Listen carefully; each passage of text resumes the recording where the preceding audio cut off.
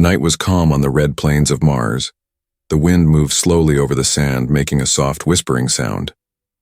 The human colony lights glowed far away like tiny stars.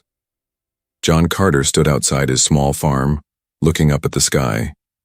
He was a tall man with tired eyes and hands made rough from work. Farming on Mars wasn't easy. The soil was thin and the machines broke down often.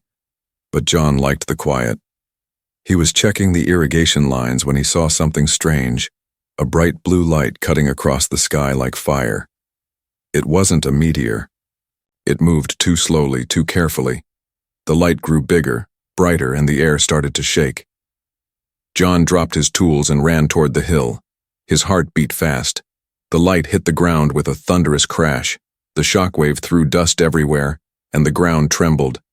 When the noise stopped, there was a strange silence. Only the wind moved again. John looked down into the crater. A small ship, no bigger than a truck, was half buried in red dust. Its surface glowed faintly, blue lines pulsing like veins. Steam rose from its broken side. He hesitated. Could be military, or worse, he whispered. But curiosity won. He climbed down carefully, boots sliding on the sand. As he reached the ship, a soft metallic hum filled the air. The ship's door opened slowly with a hiss, and cold air escaped. Inside was dark and filled with a faint silver mist. Then he saw her. A woman lay on the floor, her body wrapped in silver cloth that shimmered even in the weak light. Her skin was pale, almost white with a soft glow. Her hair floated gently as if underwater, and her eyes, half open, shone golden like twin suns. John froze. She wasn't human. He knelt beside her. "Hey, can you hear me?" he asked softly. Her lips moved weakly. "Don't touch me." Her voice was soft but sharp, like a blade wrapped in silk. John frowned. "You're hurt. I need to help." She shook her head slowly. "No, I can't. Give life." Then her eyes rolled back, and she fainted. John stared for a moment, confused. "What does that even mean?" he muttered. But there was no time to think. The temperature around the ship was dropping fast. His breath turned white in the air. He lifted her carefully. Her body was light, almost weightless. As he carried her out, he noticed strange markings glowing faintly on her arms, symbols that moved like living light. The moment they left the ship, it sealed itself shut, humming quietly. John didn't look back. He took her to his rover and drove fast through the red dust toward his farmhouse. The lights of his home flickered in the distance. Inside, his two kids, Emma, age 8, and Ben, age 10, ran to the door. "Dad! What happened? The ground shook," Ben shouted. "Nothing you need to worry about," John said quickly, setting the alien woman on the couch. "Stay back." Emma peeked from behind her brother. "Is she hurt? She's so pretty." "Yeah, something like that," John said. He checked the woman's pulse. It was slow but steady. Her skin was cool to the touch, almost like glass. Suddenly, the room lights flickered. The air around the woman glowed faintly gold. The kids gasped. "She's glowing," Emma whispered. John took a step back. "Okay, that's new." The woman's breathing became steadier. Her chest rose and fell, slow and calm. John covered her with a blanket and sat down, staring at her.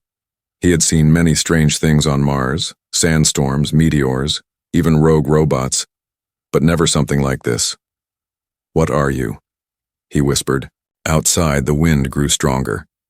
The crash site still glowed faintly in the distance, sending up a thin pillar of blue light into the night sky.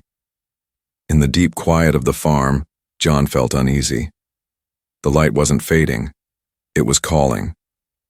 And far above Mars, something was answering. He looked again at the sleeping alien woman. Her lips moved slightly, whispering words he couldn't understand. Then, very faintly, the screen of her ship, miles away, came to life. A strange symbol appeared, flashing red. Signal found. Subject alive. Location locked. That night, John Carter didn't sleep. He sat by the window, watching the sky, guarding the stranger who fell from the stars. He didn't know it yet, but saving her would change everything: his life, his children's lives, and maybe the future of two worlds. The morning light came slowly over the red hills of Mars. The dust outside shimmered gold as the first rays touched the ground. Inside John Carter's small farmhouse, silence filled the air, until a soft gasp broke it. The alien woman had awakened. She sat up sharply, eyes glowing faintly golden.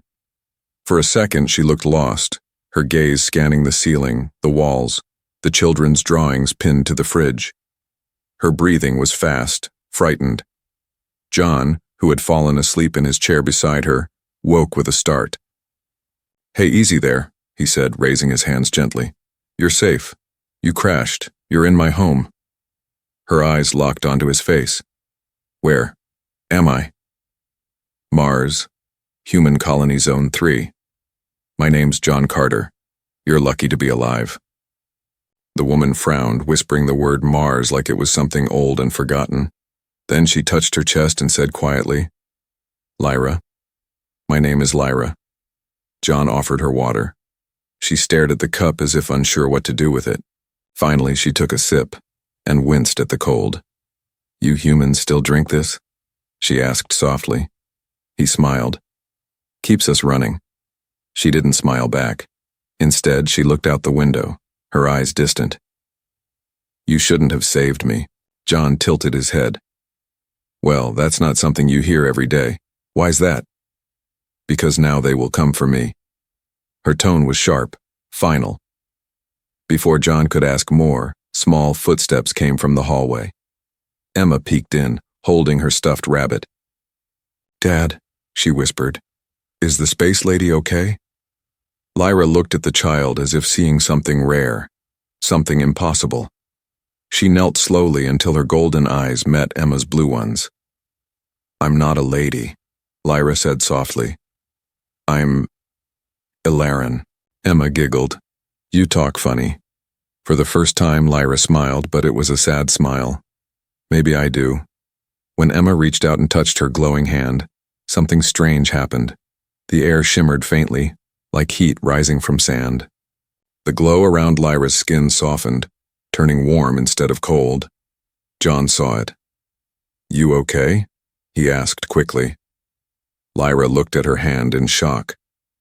"No one has ever touched me without pain," she whispered. "Your child, she carries no fear." "She's just a kid," John said simply. "They don't overthink things like adults."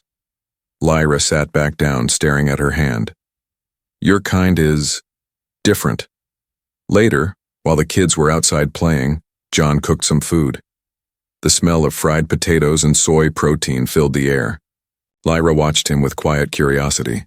"You care for others," she said finally. "Even when it costs you." "That's what family's for," John replied. Her eyes dimmed. "My people don't have that anymore. We were made to serve, to think, to survive, but not to feel. Not anymore." John turned off the stove. "What happened to your people?" Lyra hesitated, her voice lowering. "A sickness. Long ago. It changed us. We lost the power to create life. Our bodies live, but our wombs are dust. We became a race that cannot be born again." She looked down, her voice breaking slightly. "I can't have children. I can't give life. My kind sent me into the stars to search for answers. But I failed." John was silent for a moment. Then he smiled faintly. "Good." Lyra blinked. "Good." He nodded. "I already have enough kids for both of us." For the first time she laughed, a short, quiet sound, like a bell in the wind. "You are strange, human." "Yeah," John said, grinning. "We get that a lot." But her smile faded fast. "You don't understand. When I crashed, I sent out a signal. The Ilaran Science Authority will find me. They will erase everything. Me, your memories, this home. They fear what I have seen here. John folded his arms. Then we better make it hard for them. Lyra shook her head. They will burn this world to keep their secret. John looked out the window at his children chasing each other in the dust. Not if I can help it. She watched him, her golden eyes softening. No one had ever spoken to her like that, not as a tool, not as an experiment, but as someone worth saving. As the day ended, the sun sank low, turning the Martian sky deep orange. Lyra stood by the window, touching the glass. She whispered, "Your world is quiet. Peaceful. Maybe that is why I fear it." "Why?" John asked. "Because peace makes you feel alive, and I have forgotten how that feels." John looked at her, his voice calm but firm. "You'll remember. You're not alone here anymore." Outside, the stars began to appear again, shining over the endless red plains. But far above, in the black of space, something else was moving. 3 ships, sleek and silent, closing in on Mars. Night fell again over the red plains of Mars. The wind sang softly across the dunes, brushing against the windows of John Carter's farmhouse. Inside, the lights flickered gently, powered by the old solar batteries that hummed in the corner. John sat at the table, repairing a broken drone with steady hands. Across from him, Lyra watched silently, her golden eyes following every move. She had been quiet all evening, too quiet. Emma and Ben were asleep in the other room, their soft breathing the only sound. It was peaceful. But under that peace, something heavy hung in the air, something unspoken. Finally, John looked up. "You're thinking about them again, aren't you?" Lyra blinked, surprised. "Who?" "Your people," he said. "The ones you said lost everything." Lyra looked down at her glowing fingers. "Yes, at them.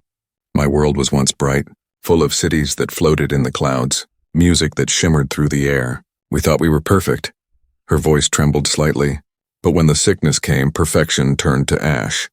Our scientists tried to stop it, but they failed. Our bodies stopped creating new life. We became a race that would grow old but never young again. John listened quietly. He didn't interrupt. Lyra continued, her golden eyes shining dimly. "We started taking other species, studying them, using them, anything to find the answer." She hesitated, then whispered, "That is what I was made for, to be an experiment. I was not born naturally. I was built to test hope." John set down his tool. "You talk like hope is a disease." Lyra looked at him. "Hope hurts more than pain. It makes you believe in something that will never happen." He leaned back in his chair, crossing his arms. "That's the difference between your people and mine. We keep hoping even when everything's gone wrong." Lyra tilted her head. "Why? What does it give you?" He smiled a little. "The power to keep moving, to protect what matters." For a long time they sat in silence. The wind howled softly outside. Then faint laughter echoed from the children's room. Emma dreaming again. Lyra's expression softened. "Your young ones, they dream?" "Yeah," John said, glancing toward the door. "Every night. Dreams keep them happy," Lyra whispered almost to herself. "We don't dream anymore." John looked at her seriously. "Maybe it's time you start." She met his gaze, and for a second her eyes flickered with something new. Warmth, confusion, maybe even life. Later that night, a strange sound came from the corner. Lyra turned sharply. Her old ship, hidden under a tarp in the barn, had come online by itself. A soft blue pulse glowed under the walls, sending tiny lines of light across the floor. She stood up instantly. No, it can't be." John followed her outside. The cold air bit at their faces as they ran into the barn. The ship's control crystal was flashing rapidly. A message appeared on the small display. Signal received. Retrieval unit en route. Lyra's face turned pale silver. "They found me." John frowned. "Who's they?" "The Alaran Science Authority. They track every experiment, every ship. They will come for me and anyone who hides me." John rubbed his jaw. "So we're in trouble." Lyra nodded slowly. "Yes, you should leave this place. Take your children. They won't stop until they erase all traces of me." But John shook his head firmly. "Not happening. We don't run from family." Lyra's voice rose, filled with fear. "I am not your family." He stepped closer. You are now. For a moment she couldn't speak. No one had ever said words like that to her, not in all her existence. She had been property, a living tool, but this man, this human, spoke as if she was worth more than her purpose. She turned away quickly, hiding the shimmer in her eyes. Hours passed. The ship's light grew weaker, then faded. But they both knew the message had already been sent. John sat near the window, rifle in his lap. Lyra stood behind him, staring at the stars. Why do you risk yourself for me? She asked softly. John didn't turn. Because that's what humans do. We fight for people who need us. Lyra closed her eyes. Even when it's impossible? He smiled. Especially then. The silence stretched between them. Then without warning, Lyra felt something deep inside her chest. A strange warmth pulsing slowly, softly. It scared her. She placed her hand on her heart. Something is happening. John looked at her. You okay? I don't know, she whispered. It's like my core is reacting to something. I feel alive. He chuckled lightly. Maybe that's just your heart remembering what it's for. Lyra didn't answer. She stared at her hand, glowing brighter now. And for the first time, she felt the smallest spark of something her kind had forgotten long ago. Emotion. But high above Mars, in the dark cold of space, the retrieval ships were already moving. 3 silver vessels glided silently, their engines leaving no trail. Their destination, one small farmhouse on one lonely red world, where a human heart had just awakened something the universe thought lost forever. The night sky above Mars looked peaceful, quiet, and endless. But peace is always silent right before the storm. Far beyond the thin air, 3 silver ships slipped out of the black void. They moved like shadows, smooth, sharp, and deadly. No light escaped them, no signal gave them away. They were the Alaran retrieval hunters, and they had found their lost subject. On their lead ship, a cold voice echoed through the control room. Subject Lyra identified. Life sign stable. Terminate human interference. Down on the red plains, John Carter didn't sleep. He sat near the window, the old rifle across his knees.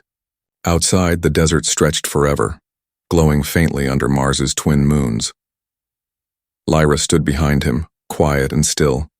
Her golden eyes flickered with worry. She could feel them now, the ships drawing closer. Her kind had built them to hunt without mercy. They're coming, she whispered. John didn't look away from the window. Yeah, I figured. The air feels heavier. You can't fight them, she said. They have weapons that melt steel. They will destroy everything. John finally turned, calm but firm. They'll have to go through me first. Lyra shook her head, her voice trembling. Why do you do this? You barely know me. He smiled slightly. You crashed in my field, scared and alone. That makes you family, and I protect my family. For a moment, Lyra couldn't speak. Her kind had never used that word, family. Suddenly, the old comm screen on the wall flickered to life. Static hissed, then a cold mechanical voice filled the room. Human colony detected. Unauthorized contact with Alaran subject. Compliance required. Surrender the experiment or be erased. Emma woke up in the other room, rubbing her eyes. Dad, who's talking? John motioned for her to stay back. Just some rude neighbors, honey. Lyra's glow brightened, panic rising. They know where I am. You have to let me go. John grabbed his coat and his tool belt. No chance. You're staying right here. Then they will kill you. He met her eyes. Maybe. But they'll learn what happens when you threaten a human home. Outside, the night split open. A blinding beam of blue light stabbed down from the sky, turning sand into glass. The sound followed. Deep, thunderous like the roar of a planet itself. John pushed Lyra and the kids toward the old storm shelter behind the barn. Move, he shouted. The ground shook as the first alien ship landed nearby. Its hull shimmered like liquid metal, smooth and perfect. Strange creatures in silver armor stepped out, tall, silent, faceless. Lyra froze. Those are collectors. They were once like me. Now they serve only the authority. John loaded the rifle. Guess they forgot how to knock. The first collector raised its arm.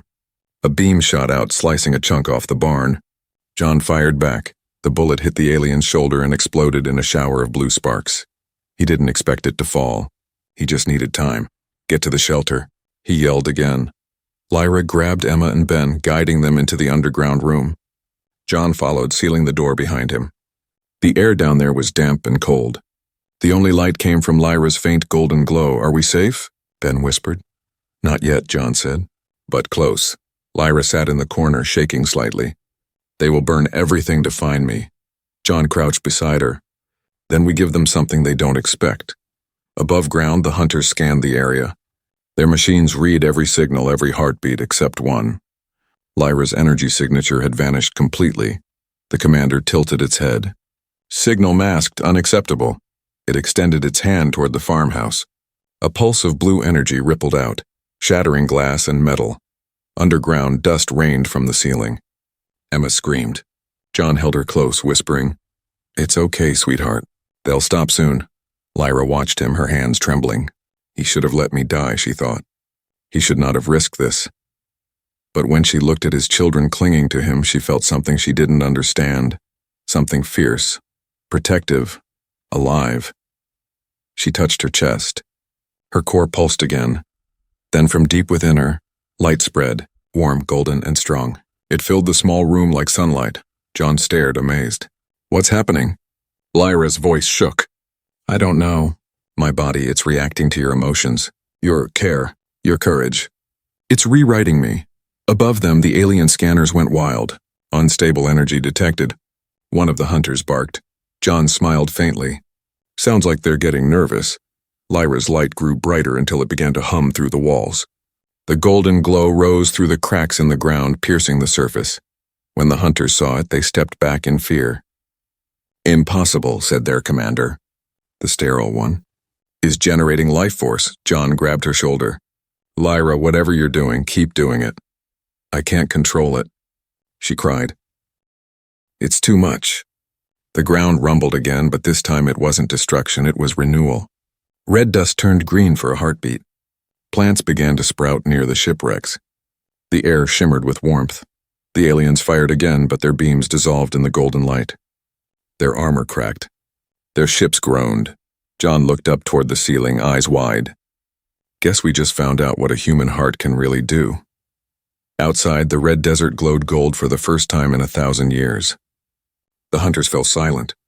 Their machines burned from within, undone by the one thing they could never understand: life born from love. And beneath that light, deep underground, Lyra whispered through her tears, "I remember what it feels like to live." The red dawn rose like fire over Mars. The air shimmered with heat and gold dust, and the sky carried a strange light, half sunlight, half something else. It was the echo of what happened the night before. John Carter stood on the roof of his damaged farmhouse, staring toward the horizon. His fields were blackened, the barn half melted, the sand turned to glass. But he was alive. His kids were alive. Lyra was alive. He could still feel that warmth from last night. Lyra's golden energy had stopped the alien hunters cold. But he knew it wasn't over. Not by a long shot. Lyra stepped outside slowly, her bare feet touching the dust. The air glowed faintly around her, as if Mars itself remembered her power. Her skin shimmered with golden veins and her eyes looked brighter than ever, but tired. "They will send more," she said quietly. "What you saw last night was only the beginning." John nodded. "Then we'll be ready this time." He spent the morning calling every nearby settler. The colony wasn't big, mostly farmers, engineers, miners. Tough people who came to Mars to start over. When they saw the smoke rising from John's land, they came fast, old rovers roaring across the desert. By noon, 20 humans stood around the scorched barn, staring at the alien wreckage. Broken pieces of silver armor lay scattered like bones. "What the hell happened here, Carter?" asked Captain Mason, the oldest miner, his voice rough. John pointed at the crater. "Visitors. Not the friendly kind," Mason whistled low. "Never seen tech like this." Lyra stepped out from behind John, her golden glow catching everyone's eyes. The group fell silent. "This is Lyra," John said. "She's not our enemy. She's the reason we're still breathing." A few men muttered nervously. One woman whispered, "Is she alien?" Lyra bowed her head. "Yes, but I wish no harm. I only want peace." John raised his voice. "Peace doesn't come by wishing. They'll come again. We either stand or we get erased." The colonists looked at each other. Some were afraid. Others were angry. But all of them had one thing in common: they were human. And humans don't run. Mason spat on the ground. All right, Carter. Tell us what you need. John grinned. Tools, drones, anything that can shoot or spark. We turned this farm into a fortress. Within hours they were working. Mining lasers became cannons. Crop drones turned into flying scouts. Water pipes were rerouted to form an electric perimeter. Lyra stood in the center of it all, helping where she could. Her energy could heal broken circuits and power-failing machines. The colonists watched in awe as golden light flowed from her hands, fixing wires like magic. One little boy whispered, "Is she an angel?" Lyra heard him and smiled softly. "No, little one. Just someone trying to make things right." That night the horizon glowed blue again. The sky thundered without sound. The Alaran fleet had arrived. Dozens of ships pierced the clouds, descending like silver rain. The colonists stood ready behind the barricades, rifles and tools in hand. John stood at the front, rifle slung over his shoulder, eyes calm. "Remember," he told them, "they think we'll break. Let's show them what humans do when someone tries to take our home." The crowd roared in answer. Lyra stepped beside him. Her glow pulsed with quiet fear. "If they capture me, they will use me to end your species. My blood carries everything they want." John looked at her. "Then they'll have to kill every last one of us first." She met his gaze, and for the first time she saw something powerful, not in weapons, not in machines, but in the simple, stubborn courage of a human heart. The first wave hit just before dawn. Alien drones screamed across the desert, firing beams that tore through the sand. Humans fought back, mining lasers cutting through armor, drones dropping explosives from the sky. The air filled with fire and dust. Mars turned red again, red like blood. John shouted orders, moving from one barricade to another. Mason's group held the east line. Engineers kept the power grid running. Lyra stood at the center, hands glowing, channeling her energy through the human machines. Each pulse from her chest strengthened their defenses. Electric walls brightened, shields thickened. But every time she used her power, her light dimmed a little more. "Lyra, stop," John shouted. "You'll burn yourself out." She shook her head. "I was born to die for nothing." "Let me live for something instead." A blast hit near her, throwing her back. John ran to her side, pulling her up. "Not today," he said through clenched teeth. She looked up at him weakly, golden tears in her eyes. "Why do you keep risking everything for me?" John's reply was simple. "Because that's what humans do. We protect what matters, even when it hurts." The battle raged for hours. When the last alien drone fell, the sky went silent. Only smoke and the smell of iron filled the air. The colonists cheered weakly, many too tired to stand. John looked around. Half the colony was gone, but they were still standing. Lyra rose slowly, her glow faint but alive. "You fought like no species I've ever seen," she whispered. "You fight with your hearts." John smiled, wiping blood from his cheek. "That's our secret weapon." Far above, however, the largest ship hovered in the clouds, silent and waiting. The final commander was watching, and this time it wasn't coming to capture. It was coming to end everything. Lyra felt it too. She turned to John, voice trembling. "They're bringing the cleansing beam. If it fires, all life on this planet will vanish." John stared at the sky. "Then we end this war before the sky burns." He looked at her, his voice steady. "We fight for Mars. We fight for family." And as the red sun rose over the broken land, Lyra's golden light flickered one last time, ready to ignite a power that could change the universe itself. The air on Mars felt heavy, almost alive. The battle had ended, but silence never felt so loud. Every breath tasted of dust and smoke. The ground was cracked, black and warm from where alien beams had scorched it. The sky above was a bruised mix of red and gold. John Carter stood on the edge of the ruined field, rifle still in hand, eyes fixed on the clouds. He could see it, the mothership, a vast silver shadow hanging above the atmosphere. Too big to believe, too quiet to ignore. The humans had won one battle, but not the war. Behind him, the surviving colonists worked silently, gathering what was left of their home. Some patched wounds. Others prayed. And in the middle of it all, lying weakly near the power station, was Lyra. Her glow had faded to a soft pulse. The once bright gold now shimmered faintly like dying sunlight. John knelt beside her. "Hey, you still with me?" She opened her eyes slowly. Yes, but not for long. Don't say that, Lyra gave a faint smile. You humans always fight death as if you can beat it. He brushed dust off her face. That's because sometimes we do. She looked up at him quietly, her eyes reflecting the fire-lit sky. They're coming again, John. The cleansing beam will fire soon. My sensors feel its charge. When it hits, everything here will turn to ash. John looked toward the horizon where faint lightning flickered through the clouds. Then we don't wait for it. The colony's power grid had been wrecked, but John had an idea. A human idea. He'd seen Lyra connect her energy to the machines before, healing them, giving them power no generator could match. What if, he said, you link to the ship's reactor and channel that light of yours into it. Make it explode before they fire. Lyra's eyes widened. That would kill me. He didn't flinch. And if you don't, it'll kill everyone. For a long moment, she said nothing. The wind picked up, blowing red dust across her glowing skin. Finally, she whispered, You're asking me to choose between my life and your children's future.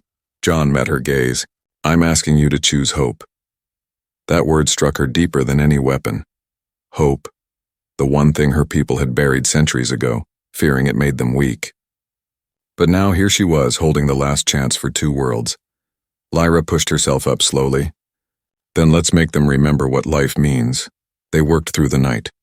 John and the engineers patched old cables together. Lyra walked between the broken towers, touching them one by one.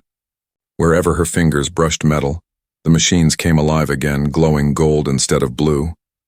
Mason and the miners watched in silence. She's powering the whole grid, one whispered. Lyra looked up at the night sky. Almost ready. John came beside her, resting a hand on her shoulder. You don't have to do this alone. She turned to him, her voice trembling. You've already done enough. Your heart gave me strength. I was created to be empty, John, but you filled me with something my kind forgot. He smiled softly. Then use it. Show them what that looks like. As the first light of dawn crept over Mars, the Alaran mothership began to glow. Its core opened like a massive eye, bright blue energy charging deep within.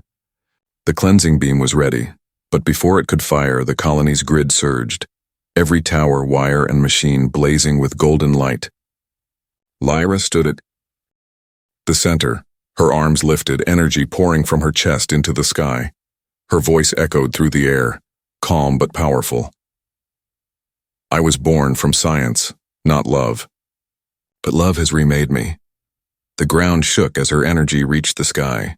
The mothership's scanners went wild, systems failing, sensors melting. Inside, the alien commander shouted, Contain the anomaly! Contain it! But it was too late. Lyra's golden light pierced the dark clouds, wrapping the ship in a storm of warmth and life. Instead of destruction, the energy created growth. The red dust of Mars began to bloom. Tiny green sprouts pushed through the sand. Air filters glowed brighter. The sky shifted from dull red to soft gold. John stared in awe. She's not destroying it, he whispered. She's changing it, but power like that had a cost. Lyra's body trembled, her glow flickering like a candle in the wind. John ran to her side, catching her as she fell. Lyra, stay with me. She smiled weakly, her hand glowing against his chest. It's okay, John, this is what I was meant to do. No, he said, shaking his head. You were meant to live. She touched his cheek gently. Then I'll live through what I leave behind. Her light burst once more, bright, endless, and alive. The beam tore through the mothership, turning metal into light, energy into warmth. The ship disintegrated silently, becoming part of the golden storm that now wrapped the planet. And then, everything went still. When the light faded, the sky above Mars was no longer red. It was blue. Real blue. For the first time in human history, Mars had a sky that looked like Earth's. The colonists stepped out, eyes wide, staring at green plants rising through the dust. But John didn't look at the sky. He looked at his arms, where Lyra had been, now only soft golden dust glowing faintly in the wind. He whispered, You did it, Lyra. Emma tugged at his coat. Dad, look. Where Lyra had stood, a small flower had grown, its petals glowing gold. John knelt, tears in his eyes. Yes, sweetheart. She's still here. And high above the reborn world, the wind carried a faint voice, soft as light. Hope isn't born. It's shared. The sky above Mars was no longer red. It was alive. Soft clouds drifted through pale blue air, carrying the scent of something no one had ever smelled on this planet before. Life. The wind hummed, warm and clean, brushing over the green sprouts pushing through the once-dead soil. John Carter stood in the middle of his field, staring at the impossible landscape. The place where war had scorched the ground was now covered with golden grass that shimmered under the new sun. His rifle lay forgotten in the dirt. He couldn't stop thinking about her, Lyra, the alien woman who had come from the stars, who said she couldn't give life, yet had given life to an entire world. Her voice still echoed in his mind. Hope isn't born. It's shared. Days turned into weeks. The colony rebuilt slowly.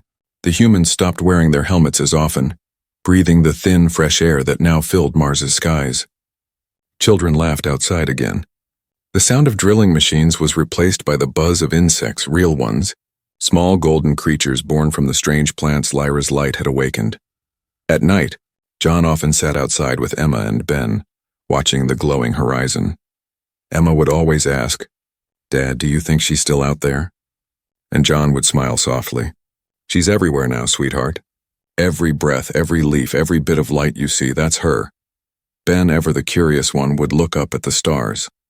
"Do you think her people will come again?" John looked at the sky that was once filled with danger and said, "Maybe. But if they do, they'll see what she left behind and what we became because of her." One morning, something strange happened near the old crash site. The farmers who were clearing debris called John over. "Carter, you'd better see this," one of them shouted. He ran over, boots kicking up red dust. When he reached the crater, he stopped cold. In the center of the crater, where Lyra's light had first touched the ground, a pod had grown. Not built, grown. Its surface looked like crystal and gold fused together, humming gently with life. John touched it carefully. It was warm. Then, as if sensing him, it opened with a soft hiss. Inside, wrapped in glowing cloth, was a child, not human, not alien. Something between. The baby's skin was pale silver with a faint golden glow. Its eyes, when they opened, were the same soft blue as John's own children, but with a spark of light that seemed older than the stars. John stepped back, breath shaking. "Lyra," he whispered. The colony gathered around, silent in awe. Emma peeked into the pod. "She's beautiful," she said. Ben frowned. "Is it a boy or girl?" John smiled faintly. "Doesn't matter. What matters is, she's ours now." He lifted the baby gently into his arms. The small child reached out, touching his face. When her tiny fingers brushed his cheek, he felt warmth, not just on his skin, but deep in his chest, as if the golden light inside her recognized him. "She knows you," Emma said softly. John nodded. "Yeah, she does." He looked up at the sky again. "You really did it, Lyra. You gave life back to the universe." As the months passed, Mars transformed. The plants spread across the desert, making rivers and oxygen pools. The colony grew stronger, wiser, more united. Humans no longer called Mars a colony. They called it home. And in that home, the child Lyra left behind grew faster than anyone expected. She could heal broken things with her touch, make machines hum again with a whisper. Her laughter carried a faint glow, her tears sparked tiny lights. They named her Ariel, after the first dawn of Mars. At night, John would hold her and tell her stories about a brave alien woman who fell from the stars and taught humans what it truly meant to live. Sometimes, when he looked into Oriel's golden eyes, he swore he could see Lyra's reflection smiling back. Years later, when Oriel grew old enough to understand, she asked him, "Dad, why did my mother give everything away?" John looked out over the glowing valleys, once barren, now alive, and said quietly, "Because she finally understood what being human really means, giving life." "Even when you think you can't," Oriel smiled, her small hand lighting up with golden sparks. "Then I'll keep giving it too." He hugged her close, whispering, "That's my girl." As night fell, Mars shone like never before, no longer the lonely red planet, but a world reborn in gold and blue, and high above the clouds among the quiet stars, a faint shimmer drifted through space, light shaped like a woman, smiling down at the world she had saved. Her voice carried on the wind, soft as starlight. He smiled and said he had enough children for both of us. I didn't know he meant an entire world. End of story. I can't have children, alien woman said. Human smiled. Good. I've got enough kids for both.